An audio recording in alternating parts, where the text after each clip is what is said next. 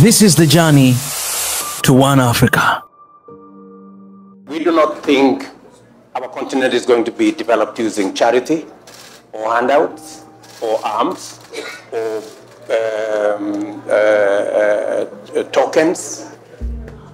We have talked in our continent about potential. And this guy keeps telling me it's over. The time to talk about potential is over. Move it to opportunity, move it to investment. And the way to do that is to make sure that our situation in the continent is such that we have equal opportunity like everybody else. For a very long time, we've had a wrong argument. We've tried to blame this person and the other person and engage in a toxic, unnecessary conversation. What we are now saying is, look, we want a win-win outcome. We have assets as a continent. We have enormous renewable assets. 60% of all renewable energy is in our continent. 30%, maybe 40% of all critical minerals are in our continent. We have 60% of all arable uncultivated land today, and we have the youngest population. These assets must count for something. And all we are saying is, how do we work to convert our assets from the potential they are today into opportunity and into investment? And we have given 3 areas. We've said, first and foremost, let us deal with the elephant in the room. That for us to access resources for development, we pay 5, 6, 7, sometimes 8 times more in the financial market. Reason? The rating agencies, risk analysis, sovereign debt frameworks are, let me not use the bad word rigged, but it is something almost there. Because these rating agencies assign very high risk to our continent.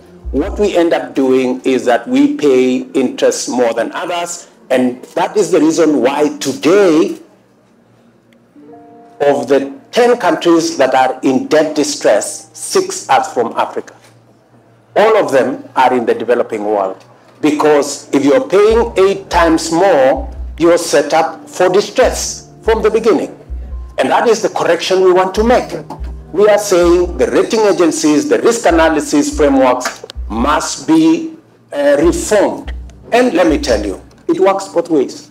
The reason why we ended up in a financial crisis in 2007 is because of the same rating agencies. They were wrong that time. I bet you they are wrong today about us. We do not want favorable treatment. We want fair treatment. If others are paying 2%, let's pay 2%. We shouldn't be paying 14%, right? So I think it's just fair.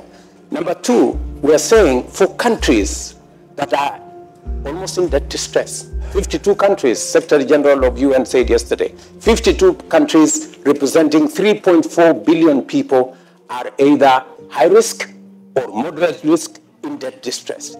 We need to pull back these countries. We need a mechanism that pulls back these countries. We have suggested that, number 1, let us do a longer-term tenure of their sovereign debts. Let us put in there a grace period, 5, 10 years. This will give them a breather because it is no longer possible to do development without doing climate action, because those are one and the same going forward. And finally, is the biggest elephant in the room. 2 aspects. We have said that it is now time for us to leverage on the balance sheets of the multilateral development banks, create additional concessional resources, $500 billion, it's possible. Let's look at liquidity challenges. How do we go for another SDR facility? We went for it during COVID. Why can we go for it to deal with debt distress and to deal with climate action? It is time we have a conversation, a candid conversation about carbon tax. When we say carbon tax, others say carbon pricing. It's an escapist ideology. what we want, and we have said this, is we are ready for a carbon tax on fossil fuel trade that is administered at a place and at a level where settling banks can collect that money. It is the only way we are going to get adequate resources to unlock the potential we have in renewable energy. Today, investment in renewable energy, 2%, only 2% get to Africa. Of the $300 trillion that was invested in renewable energy, only $54 billion came to our continent. It is time we got that much leverage on investment capital, because what is standing between Africa and our opportunities are investment capital, and that is what we are looking for. And we are saying, unless we reform the financial architecture, we will continue to be in a circus. We will remain at potential. We will never get to the opportunities that we have. President Ruto, you've said this in every forum before President Emmanuel Macron, with Ursula von der Leyen, with every major leader from the global north. Do you feel like you're getting heard? They are listening. I can tell you they are listening. They are listening. The conversation about reform of the international financial system was in Mamas a few years ago. Today, it is being talked by no less than the President of the United States. They have come to the realization that it is no longer possible to run the system the way it has been run. So everybody is reasoning. What is now remaining is the how. And we are going to show them the how. Yes, sir. Mr. Diab. And just to confirm what Adesina is saying, it is in bold print in the Nairobi Declaration, exactly what she has said. Revaluing our assets so that we are valued for what we are worth, not what people think that we are worth. And just two final things. Very fundamentally, listening to Adesina, I had a meeting with Kristalina, I had a meeting with Banker. The MDBs can resolve this. What is lacking is goodwill, political will. But it starts with us. The people in the African continent, we need to speak with one voice, and we don't need to speak in mamas, and we don't need to speak in low tones. We need to speak loudly about what our situation is. It is possible for us to elongate, to create longer tenure sovereign debt facility. It doesn't require rocket science, and it can be done now. Grace period can be done now. SDRs, they were created for the pandemic.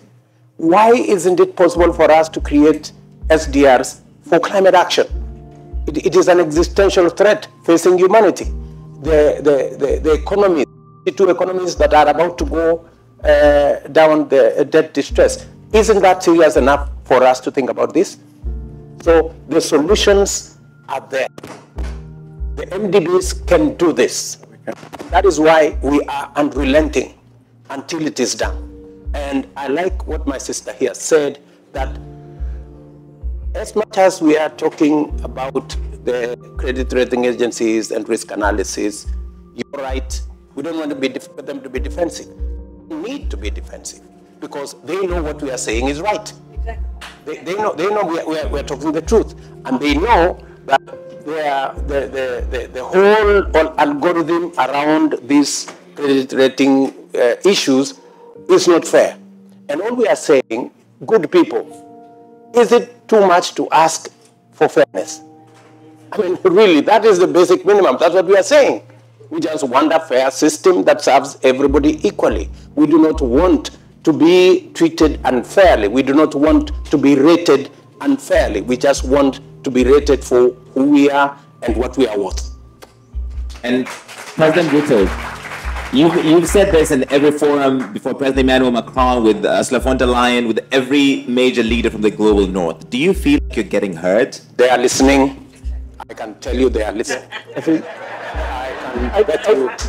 They are listening. The conversation about reform of the international financial system was in Mamas a few years ago. Today, it is being talked by no less than the President of the United States. They have come to the realization that it is no longer possible to run the system the way it has been run. So everybody is listening. What is now remaining is the how. And we are going to show them the how. Yes, sir. Mr. Diab.